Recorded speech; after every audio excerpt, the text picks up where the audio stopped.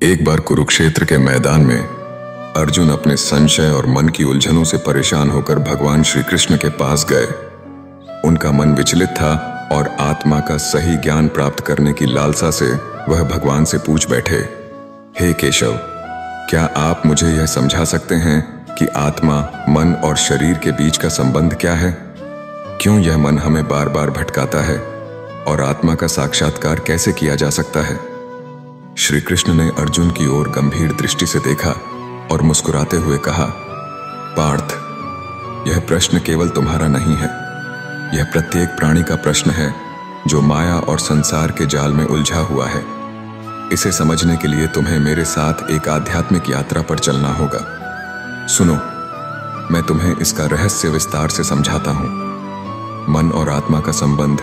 श्री कृष्ण ने कहा, अर्जुन, मनुष्य का शरीर एक रथ के समान है। इस रथ के घोड़े उसकी इंद्रियां हैं, मन इस रथ का सारथी है और आत्मा इस रथ में बैठा हुआ स्वामी है। जब घोड़े अर्थात इंद्रियां अपने विषयों की ओर भागती हैं तो मन उन्हें नियंत्रित करता है, लेकिन यदि मन कमजोर हो या भटक जाए तो रथ गलत दिशा में चला जाता है। अर्जुन ने पूछा, भगवान, क्या मन इतना शक्तिशाली है कि वह आत्मा को भी प्रभावित कर सकता है? श्री कृष्ण ने उत्तर दिया, नहीं अर्जुन, आत्मा सदा शुद्ध, नित्य और अजर अमर है, लेकिन मन माया के प्रभाव में आकर इंद्रियों को अपने वश में कर लेता है। यह मनुष्य को भ्रमित करता है और उसे संसार के दुखों और सुखों में उलझा देता है। मन का चंचल स्वभाव। श्री कृष्ण ने आगे कहा, मन का स्वभाव चंचल है, यह कभी स्थिर नहीं रहता। यदि इसे नियंत्रण में न रखा जाए तो यह तुम्हें भ्रम में डाल देगा और तुम्हारी आत्मा की आवाज को दबा देगा। मनुष्य अपने मन के कारण ही अहंकार, लोभ, क्रोध और मोह में फंसता है। यह सब माया के खेल हैं। अर्जुन ने जानना चाहा, तो हे मधुसूदन, इस चंचल मन को नियंत्रित कैसे किया जा सकता है? श्री कृष्ण ने उत्तर दिया, ध्यान और योग के माध्यम से। जब मन इंद्रियों के विषयों से हटकर आत्मा की ओर केंद्रित होता है तब वह स्थिर हो जाता है। ध्यान के द्वारा मनुष्य अपने भीतर के परमात्मा को पहचान सकता है। आत्मा का सत्य। श्री कृष्ण ने अर्जुन को आत्मा का महत्व समझाते हुए कहा, अर्जुन, आत्मा वह तत्व है जो न कभी जन्म लेती है और न ही मरती है। अग्नि इसे जला नहीं सकती, जल इसे भिगो नहीं सकता और वायु इसे सुखा नहीं सकती। आत्मा नित्य है और शरीर इसके लिए एक वस्त्र के समान है जिसे समय समय पर बदलना होता है।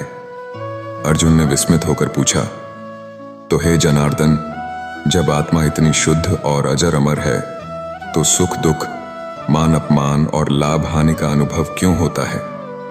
श्री कृष्ण ने गंभीरता से उत्तर दिया, ये सभी अनुभव मन और शरीर के कारण होते हैं, आत्मा के कारण नहीं। आत्मा साक्षी मात्र है। यह मनुष्य के कर्मों और उनके फलों को देखती है, लेकिन इनमें उलझती नहीं है। श्री कृष्ण ने कहा, अर्जुन, यदि तुम अपने मन को वश में कर लोगे तो यह तुम्हारा सबसे बड़ा मित्र बन जाएगा, लेकिन यदि तुम इसे नियंत्रण में नहीं रखोगे तो यह तुम्हारा सबसे बड़ा शत्रु बन जाएगा। मन को साधने के लिए तुम्हें संयम और धैर्य रखना होगा। श्री कृष्ण ने अर्जुन को एक दृष्टांत सुनाया। एक दीपक की बाती के नीचे अंधेरा रहता है, उसी प्रकार जब मनुष्य यौवन और शक्ति के नशे में चूर रहता है तो उसे अपने भीतर छिपा बुढ़ापा और मृत्यु का आभास नहीं होता, लेकिन जैसे ही जीवन का दीपक बुझने लगता है तब उसे अपने मन की वास्तविकता का एहसास होता है।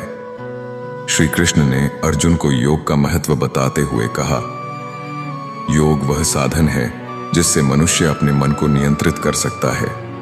जब मन स्थिर होता है तो आत्मा का प्रकाश स्पष्ट रूप से दिखाई देता है।